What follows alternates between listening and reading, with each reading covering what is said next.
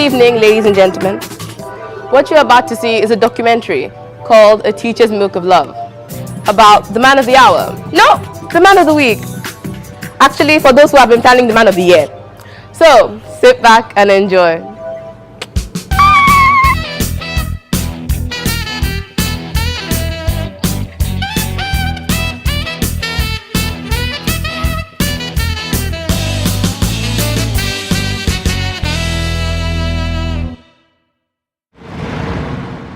Have you ever dreamed of a Nigeria run on an efficient transport system?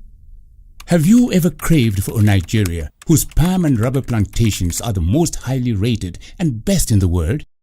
Have you ever yearned for a Nigeria in which all women and widows are treated with dignity and love?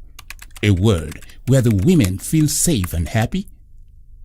Have you ever dreamed and worked for a Nigeria whose youths are inspired and motivated by huge economic potentials delivered to them by the governments through various infrastructural and economic services? Have you ever lived for the voiceless and the needy in the society? If you have, then you are a part UTOMI.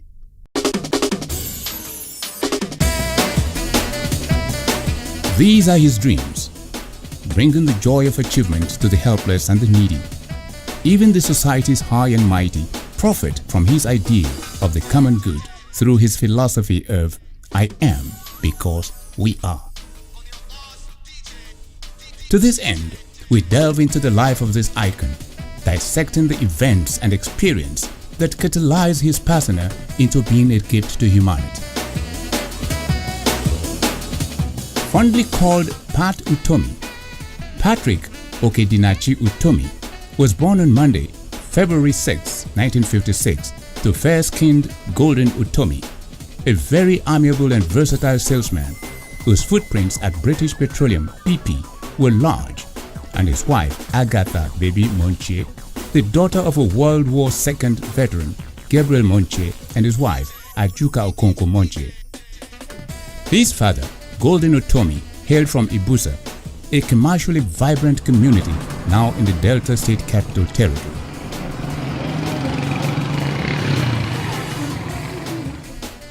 It is noteworthy to mention that Pat UTOMI's birth coincided with the arrival of Her Majesty Queen Elizabeth II in Kaduna.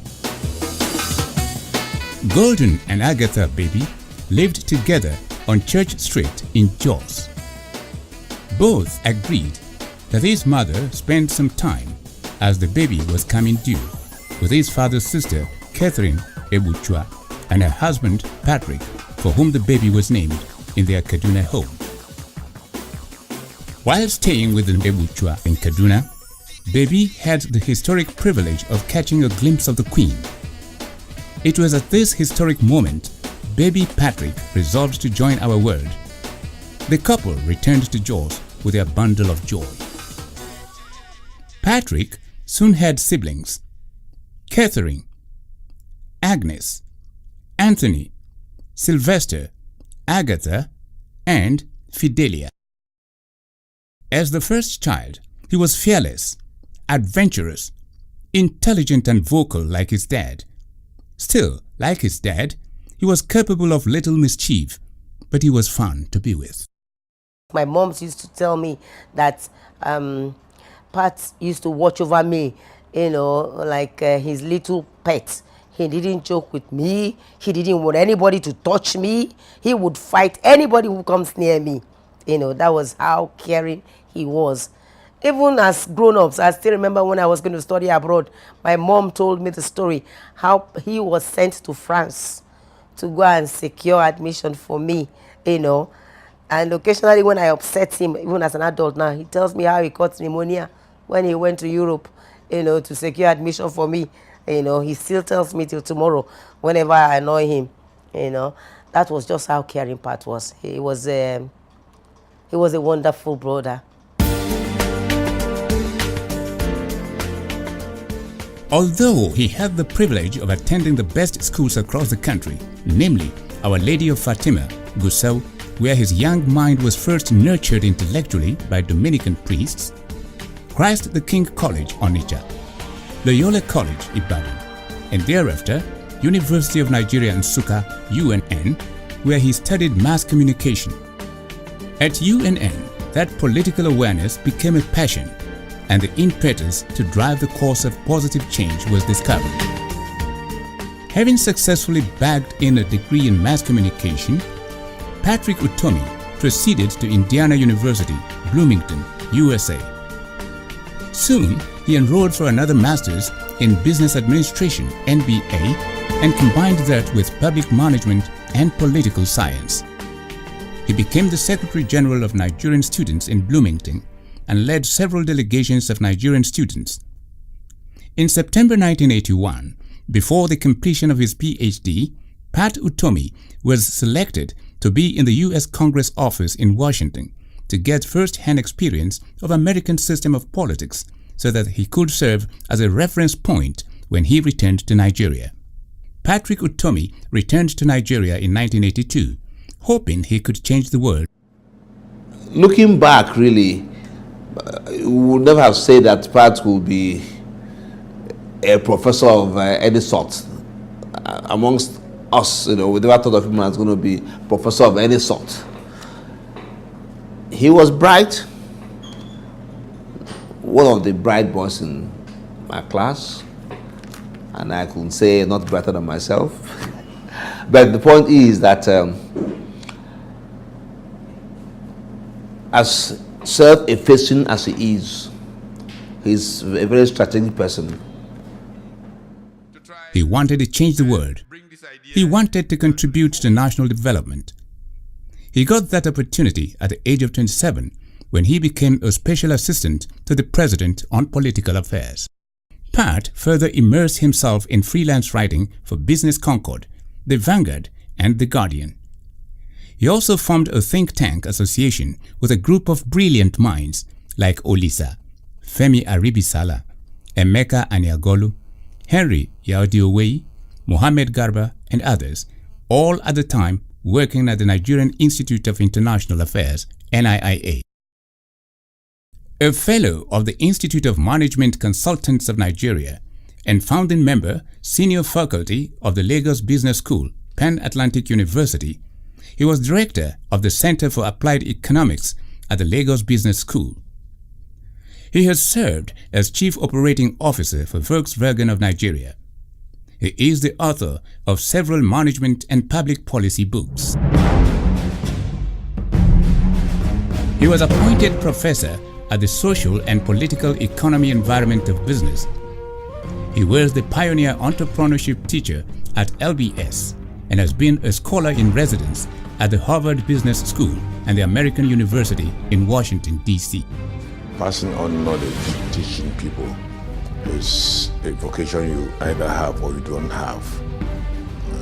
Pat obviously has that vocation, and then that's why I said he's been on a missionary journey of sorts. As leader of civil society, he is the founder of the Center for Values in Leadership, the Widows Support Center, and the Concerned Professionals. He has served on the apex of private sector associations, including the Lagos Chamber of Commerce, the National Council of the Manufacturers Association of Nigeria, and the Nigerian Employers Consultative Association, NECA. He is active on the international speaking circuit, especially on the subjects of growth economics, comparative development economics, leadership, the curse of oil, and China's economic surge and growing influence in Africa.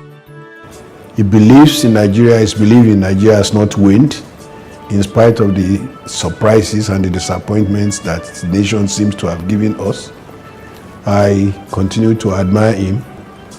Pat has taken issue into policy and the issue of policy implementation because he's concerned that with the kind of resources we have, with the right policies and programs studiously implemented, a lot of the Nigerian people will be a lot better.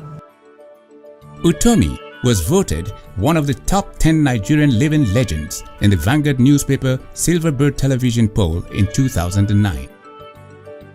He was formally endorsed by renowned scholars, Nobel laureate Professor Wole Soyinka and Professor Sam Aluko, when he contested for President of Nigeria in 2007 and 2011.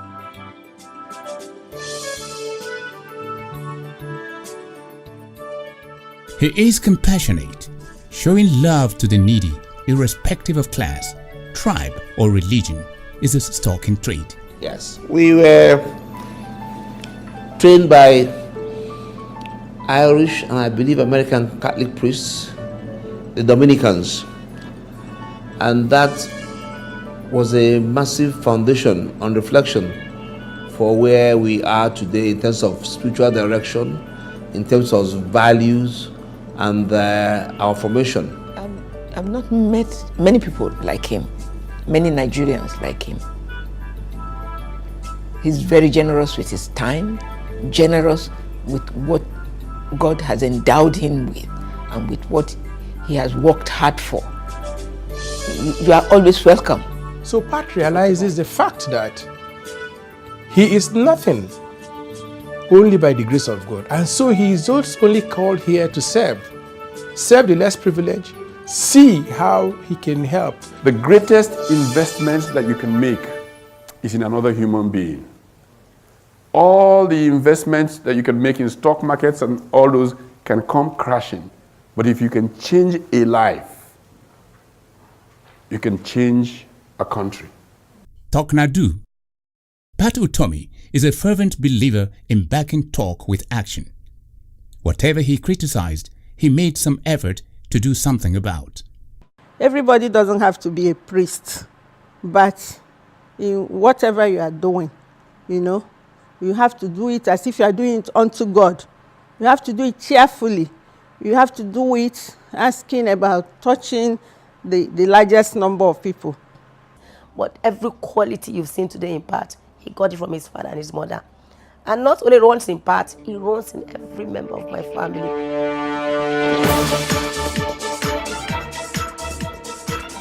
As a teacher, Pat is always playing the teacher's role. When he hosted Patito's Gang on TV, he was trying to grow from teaching in the classroom to teaching the entire country. When he appeared on the board of companies, he is trying to teach executives the way the company should run. As a public speaker and intellectual, he aims to extend his base as a teacher. He's a great teacher. One thing that shows through his teaching is the love that he has for Nigeria and the love that he has for our people. In the many, many books that he wrote, he speaks always about the political economy, and he has moved also to speak about nationhood and nationalism. So many times he's authored a lot of books, and I see Mr. President, as I call him, as a teacher of teachers who connects very, very naturally.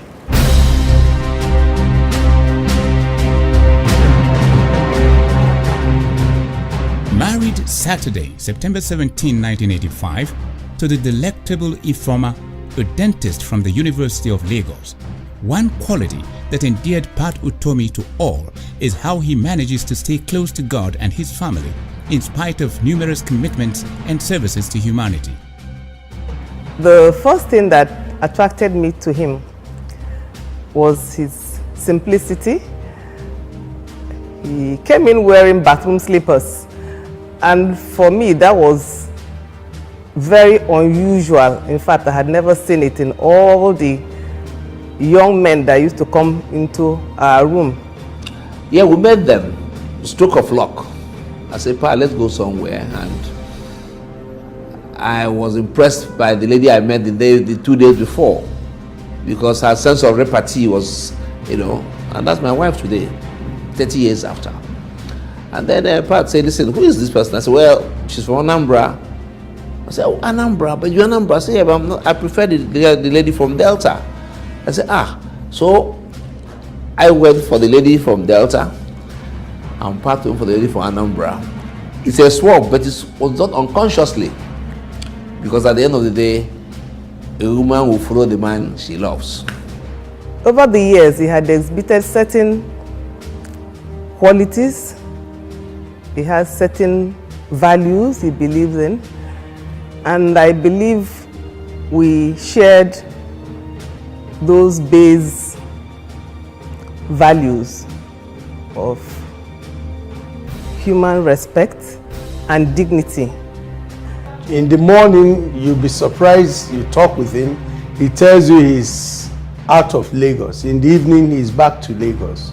And in spite of that, he's everywhere. Sometimes I crack the joke, say, Pat, I went there, I was told you were there.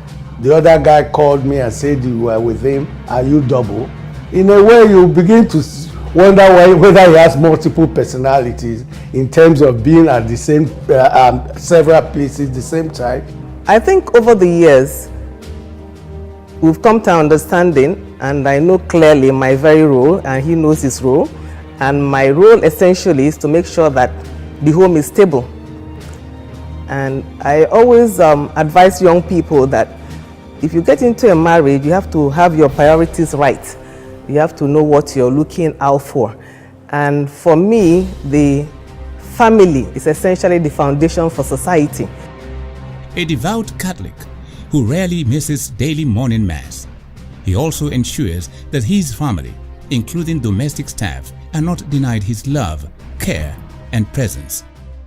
Whenever we have any challenges in what we either believe in or what we want to do or think we're meant to be doing, he's always there to help. For me, at different points in my life, I think he's been very influential in terms of guidance, especially in terms of my personal and career choices. A lot of times, I'm not always very confident in my own abilities.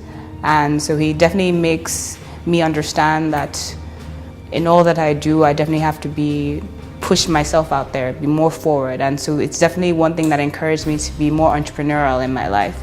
My dad is very hardworking, and I want to be as hardworking as he is. He's very dedicated to his work, his family, and I want to be as dedicated as he is and disciplined as he is as well. I think one of the things that is most funny for me is that when my dad is like with his friends and all, he reverts back to his 20-year-old self. So during that period of time, when he's talking to me, he feels as if he's 20 years old, and it's so funny because I can kind of relate to him more in a sense because of that. When it comes to asking for stuff, I would usually go to my mom because I don't like to waste daddy's talk. So then I'd go to mom, and mom's like, go and ask your daddy. And if it's not that important to me, I'm just like, no, don't worry, I don't need it anymore. You don't need daddy to talk. It's all right. So the silence really does help to like moderate what you ask for or moderate how much you ask for. It just generally makes at least me very aware of the things I need versus the things I want. Because if I need it, then I'm gonna have to face the silence. He believes in freedom for the children in growing up, and at the same time, freedom with responsibility. In spite of the encomiums you all pour on him today, he is simply one to be seen as a teacher Jesus Christ wears. I want to use this opportunity to congratulate Mr. President, my friend, Professor UTOMI, on this landmark achievement of his. I know you have always been running after me, but unfortunately for you, I've tasted 60 before you. I can tell you that it could be quite challenging, especially you won't know that you are getting old until you cross 60. But I think with your discipline, you won't find it very difficult. I wait your paper before me in order to recommend you to this special club of those who are 60 and above. Happy birthday, Pat. Oh, happy birthday, young man. Yeah, I'm older by 2 months, 3 months, so I can afford to say that. May the blessing of the Lord continue. May your kind, our kind, increase.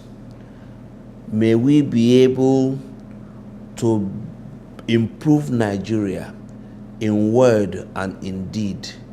But I think you have given a lot to this society, and God will bless you for it. As you usually say, you've spent the summer of your time and now autumn of your time doing all that. As you turn 60, I wish you the best, but I also wish that you slow down a bit for your family so that they can also enjoy your company more. If I say you should add another 60, I don't think I'm just being mouthy. I wish you long life and prosperity. And what I say is, you've done very well so far. Keep it up, because there's so many people who are following your career and who wish you well. You've started and you've achieved, and the sky is the limit. You will find true happiness by being closer to God. And sadness will only come by not being closer to God. As long as you are closer to God, you will achieve all that God has destined for you. Sweetheart, I'm so happy for you as you celebrate your 60th birthday.